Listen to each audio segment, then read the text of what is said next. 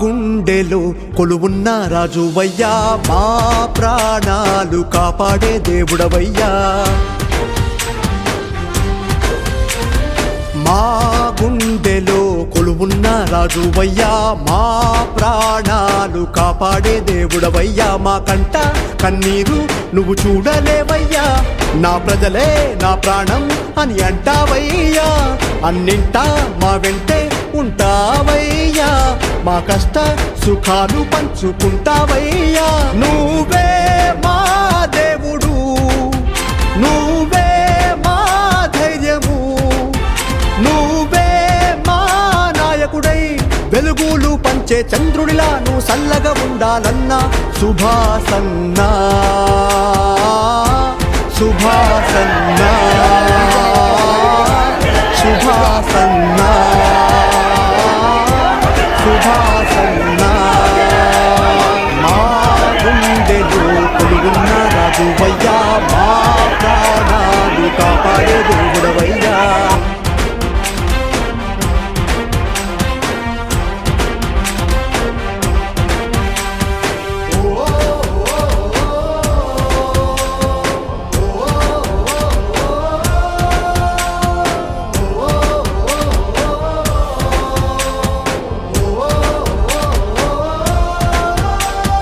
పేదల కడుపు నింపి ప్రాణం పోసినావు, రైతుల వెంట నిలిచి ధైర్యం చెప్పినావు.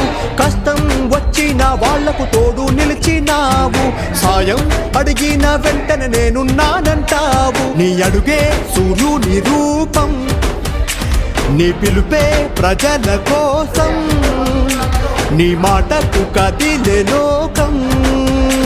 నీవు నీకి చాటిన చోటు లేనే లేదు ఏలో. నువ్వే మా దేవుడు, నువ్వే మా ధైర్యము, నువ్వే మా నాయకుడై వెలుగులు పంచే చంద్రుడిలా నువ్వు సల్లగా ఉండాలన్నా. శుభాసన్నా శుభాసన్నా శుభాసన్నా శుభాసన్నా.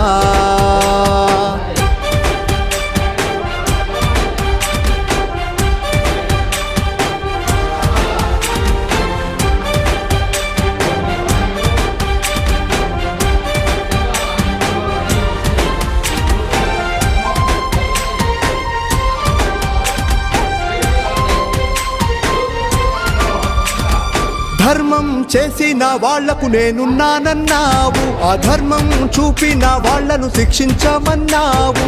బ్రతుకు తెరువు లేనోళ్లకు నీడనిచ్చినావు, ప్రాణం కాపాడే దేవుడిలా మాతోనే ఉంటావు. నీ మనసే ధర్మ శాసనం, నీ గుణమే నీలి గగనం, నీ కోపమే అగ్నిగోళం.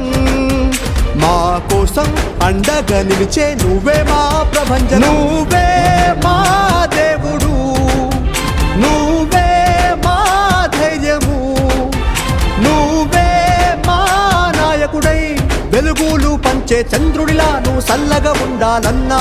శుభాసన్నా శుభాసన్నా శుభాసన్నా శుభాసన్నా. మా గుండెలో కొలువున్న రాజువయ్యా, మా ప్రాణాలు కాపాడే దేవుడవయ్యా. మా గుండెలో కొలువున్న రాజువయ్యా, మా ప్రాణాలు కాపాడే దేవుడవయ్యా. మా కంట కన్నీరు నువ్వు చూడలేవయ్యా, నా ప్రజలే నా ప్రాణం అని అంటావయ్యా. అన్నింటా మా వెంటే ఉంటావయ్యా, మా కష్ట సుఖాలు పంచుకుంటావయ్యా. నువ్వే మా దేవుడు, నువ్వే మా ధైర్యము, నువ్వే మా నాయకుడై వెలుగులు పంచే చంద్రుడిలా నువ్వు సల్లగా ఉండాలన్నా. శుభాసన్నా శుభాసన్నా శుభాసన్నా శుభాసన్నా.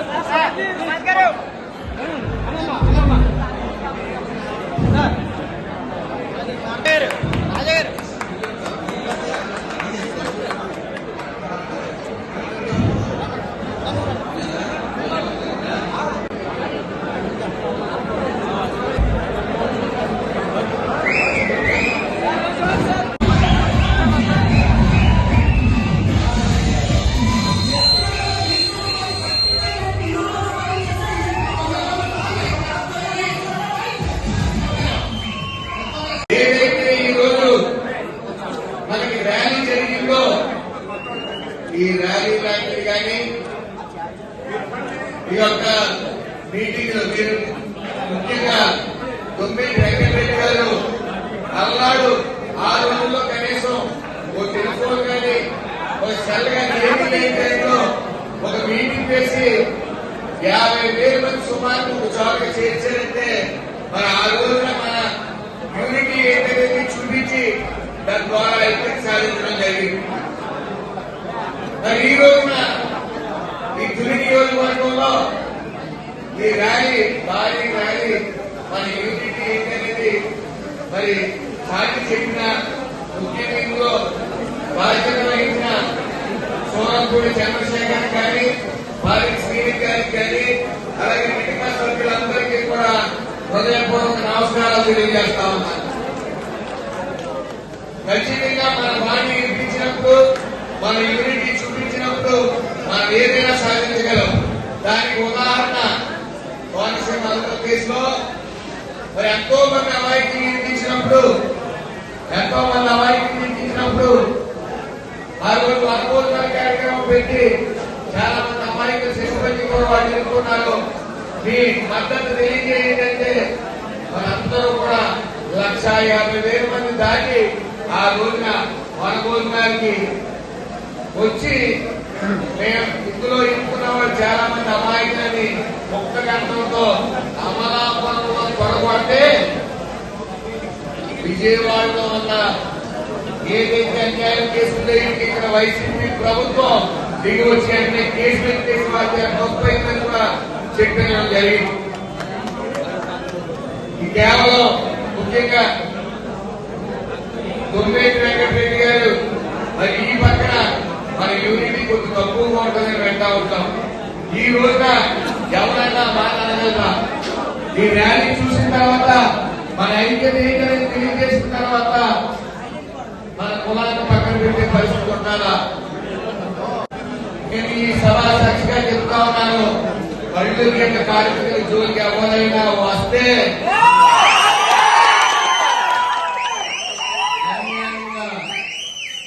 అందులో చట్ట వ్యతిరేక కార్యక్రమాలు ఏం జరగకుండా ముక్కు పుణ్యాన్ని వస్తే చూస్తూ ఊరుకోవాలని చెప్పి చెప్తా ఉన్నాను. ఇక్కడ ఒక విషయం గమనించాలి. నాకు తెలుగుదేశం పార్టీ గుర్తించి నన్ను ఎమ్మెల్యే చేసిందంటే అది కులం ఈక్వేషన్ ఈ ఆంధ్రప్రదేశ్ రాష్ట్రంలో ఎప్పుడు కూడా కులం బేస్డ్ పార్టీస్ జరుగుతాయి. మన అందులో భాగంగా సెట్టివలేదు కాబట్టి నాకు ఎమ్మెల్యే సీట్ ఇచ్చారు. అలాగే నాకు 4 బాధ్యతలు ఉన్నాయి. ముందు ఏదైతే ఏ పార్టీ అయితే నాకు గురించి ఎమ్మెల్యే సీట్ ఇచ్చిందో ఆ పార్టీకి నేను విధేయుడిగా ఉంటూ బతికినంత కాలం నేను ఆ పార్టీలోనే ఉండాలి. ఎందుకంటే అది విశ్వాసం ఉండాలి. అలాగే నేను ఏదైతే కాన్స్టిట్యున్సీలో గెలిచానో రామచంద్రపురం నియోజకవర్గ ప్రజలందరికీ విధేయులుగా ఉంటూ ప్రజల మధ్యన ఉన్న సమస్యల కోసం పోరాడాలి. 3 నేను ఏదైతే కులంలో పుట్టానో సిద్ధుపల్లి కులంలో ఆ కులానికి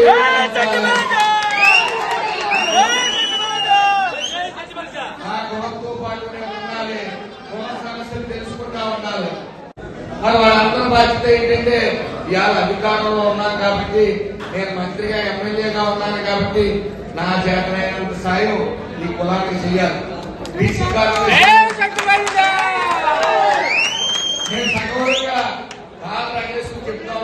చెప్పినట్టు గత ప్రభుత్వం చెట్టిపల్లి కులానికి ఏం చేసిందని నేను అడుగుతా ఉన్నా. డమ్మీ కార్పొరేషన్ ఒక్క రూపాయి నిధులు కూడా అయ్యా. ఈసారి కార్పొరేషన్ చైర్మన్ గా గుడిపూడి సత్యబాబు నియమించడమే కాకుండా మరి గీత ఉపకులాలకి 10% లిక్కర్ లైసెన్స్ ఇవ్వడం జరిగింది. అంటే ఆర్థికంగా కొంతమంది గీత ఉపకులాలకి చెయ్యొద్దనిచ్చింది. అదేవిధంగా బీసీ కార్పొరేషన్ లో గత ప్రభుత్వంలో తీసేసింది. ఎందుకంటే ఒక లోన్ 5 లక్షలు అయితే 5 లక్షల ద్వారా ఒక కుటుంబం బతికే పరిస్థితి క్రియేట్ చేయాలి. మీరు సంస్థలు ఎక్కాలి, చిన్న చిన్న కుటీర పరిశ్రమలు పెట్టుకోవాలన్న ముఖ్య ఉద్దేశంతో 5 లక్షలు ఇవ్వడం జరుగుతుంది. ఈ కులం మన కులం అట్టడిస్తే ఆర్థికంగా ఇబ్బంది పడే వాళ్ళు చాలా మంది ఉన్నారు. మీ బాధ్యత వాళ్ళు గుర్తించండి, వాళ్ళు గుర్తించి చెయ్యోలు ఇచ్చే విధంగా మీరు వ్యవహరించండి. ఈ రోజు పెట్టిన ర్యాలీ మొత్తం యావత్ కులం అంతా చూస్తుంది, యావత్ సభ్య సమాజం ఈ రాష్ట్రం అంతా చూస్తుంది. ఎందుకంటే చిన్న ర్యాలీ ఇంకా జరగలేదు. మన యూనిటీ ఏంటనేది మీరందరూ వచ్చి మరి చాటి చెప్పారు. ఆ యూనిటీ ద్వారా ఏదన్నా సాధ్యపడతారు. అలాగే ఈ మధ్య కాలంలో చాలా మంది అంటా ఉన్నారు, ఏదైతే SAF అనేది నేను స్థాపించానో అది మరుగులు పట్టాలని. అసలు SAF విషయంలో తగ్గేదే లేదు.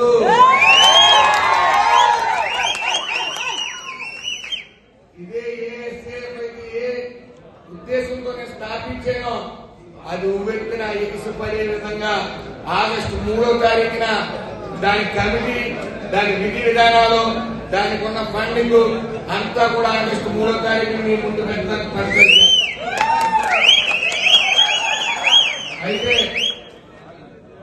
అయితే నేను ఏదైతే ఈ పదవికి ముందు నన్ను ఇదే రీతిలో అభిమానించాను, పదవి వచ్చిన తర్వాత కూడా ఇదే ప్రేమను చూపిస్తా ఉన్నాను.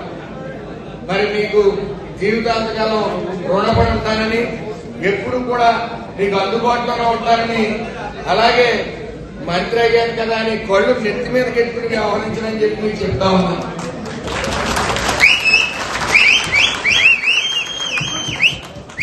ఏదేమైనప్పటికీ నా మీద బాధ్యత ఎక్కువ ఉంది.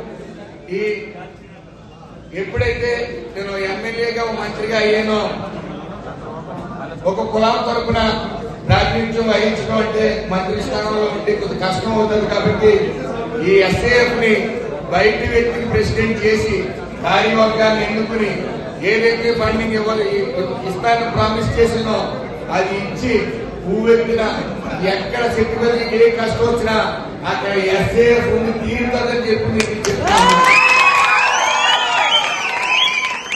కొంతమంది పని పాట లేని వాళ్ళు ఉంటారు, వాళ్ళకి పని ఉండదు, చేతిలో సెల్ల ఖాళీగా ఉంటుంది. అడ్రస్ లేనివాడు పుట్టినట్టు ఎవడు పుట్టాడో తెలియని నా కొడుకులు ఫేక్ అకౌంట్ క్రియేట్ చేసుకుంటా ఉంటారు. ఫేక్ అకౌంట్ క్రియేట్ చేసి మంత్రి సంపాదించేస్తున్నాడు, పట్టించుకోవటం లేదు, ఇవన్నీ ఎవరి నోటికి వచ్చింది రాస్తా ఉంటాడు. అయితే నేను ఖచ్చితంగా ఏ సమస్య మీద స్పందించలేదంటే నేను 10 సార్లు తిరిగాను, మీరు స్పందించలేదు, లేకపోతే నేను హాస్పిటల్లో ఉన్నాను మీరు స్పందించలేదని చెప్పి కూడా ఎవరి నోటి వచ్చి చెప్పవచ్చు. సెల్ ఉంది కదా, చెయ్యొద్దు కదా అని కొంతమంది ఇష్టం వచ్చినట్టు మెసేజ్లు పెడతా ఉంటారు. అది తమ్మున్న వాళ్ళు ఎవరన్నా సరే నువ్వు ఈ తప్పు చేసావు, లేకపోతే ఈ విషయంలో నువ్వు అశ్రద్ధగా ఉన్నావు అని చెప్తే నేను దానికి బాధ్యత వహిస్తాను. మొన్న తెలంగాణలో సెట్టిపల్లి ఓసీలో యాక్షన్ జరిగింది. ఆ విషయంలో గతంలో నేను అక్కడ యాక్షన్లో కూడా ఆ గెద్దకు పొద్దులు ఎవరో కేసీఆర్ ఓటు వేయొద్దని చెప్పి తిరిగాను. ఎందుకంటే బీసీలుగా ఉన్న మనల్ని అక్కడ ఓసీలుగా చేర్చడం వల్ల విద్యార్థులు అత్యంత ఇబ్బంది పడ్డారు. మరి ఇబ్బంది పడిన క్షణంలో ఆ రోజు మానించారు. మొన్న బీసీ కమిషన్ ముందుకు వెళ్ళి నేను ఒకటే చెప్పాను, అయ్యా మేము బీసీ కులాల్లో పుట్టాం, సెట్టిపల్లి నామకరణంతో పుట్టాం, మేము చస్తే సెట్టిపల్లిగానే చేస్తాం తప్ప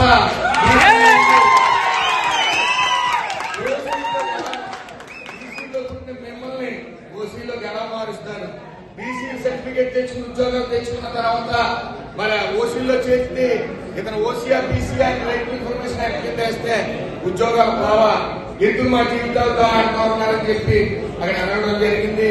అలాగే ప్రముఖులు కూడా తీసుకెళ్లి అక్కడ మాట్లాడటం జరిగింది. మీరు ఖచ్చితంగా మళ్ళీ చెప్తా ఉన్నారు, మనకున్న ఏదైతే ఏ గొప్ప కులాల మన కులవృత్తి ఉందో ఆ కులవృత్తి చేసుకుంటూ చట్టబద్ధంగా కులవృత్తి చేసుకున్న వారి జోలికి వస్తే ఉపేక్షించేది లేదు. ఈ యొక్క ఎన్డీఏ కూటమి పూర్తిగా కులవృత్తుల విషయంలో ఆనందని పథకం కూడా పెట్టి పనిముట్లు ఇవ్వడం జరుగుతాం. ఈ పదవుల్లో ఉన్నాం మేమంటే కులం కార్డు మీద మాకు ఎమ్మెల్యేలు రావటం 10 మందిలో అవడం కూడా జరిగింది. కాబట్టి ఎప్పుడు మా చేతనైనంత మంచి మీకు చెయ్యాలి, అధికారం ఉంది కాబట్టి ఈ బీసీ కార్పొరేషన్ లోన్లు కానీ అలాగే ఇతర ఈ ఉద్యోగ విషయాలు కానీ ఏమొచ్చినా సరే మీరు అన్నట్టు ఉంటానని మాటిస్తూ మరొకసారి ఏదైతే దొమ్మిడి వెంకటరెడ్డి గారు నాకు గౌరవం అడ్రస్ ఇచ్చారు, ఓ అడ్రస్ కల్పించారు. మరి చాలా చోట్ల కులం నాకు ఏం చేసిందని మాట్లాడుతూ ఉంటారు చాలా మంది. కులం మీకు ఏమి చేయదండి, కులం మీకు అడ్రస్ ఇస్తాది, నువ్వు శక్తిబల్లిగా నీకు ఒక ఆహారం ఇస్తాది. నేను బతకమని ఆలోచన మారాలి. ఆలోచన ఏదైతే మన ఆలోచనలు ఉన్నాయో ఎవడన్నా వచ్చి ఏం చేసేది అంటే నాకు ధైర్యాన్ని ఇచ్చాడు, నా ధైర్యం అతనే చెప్పాడు.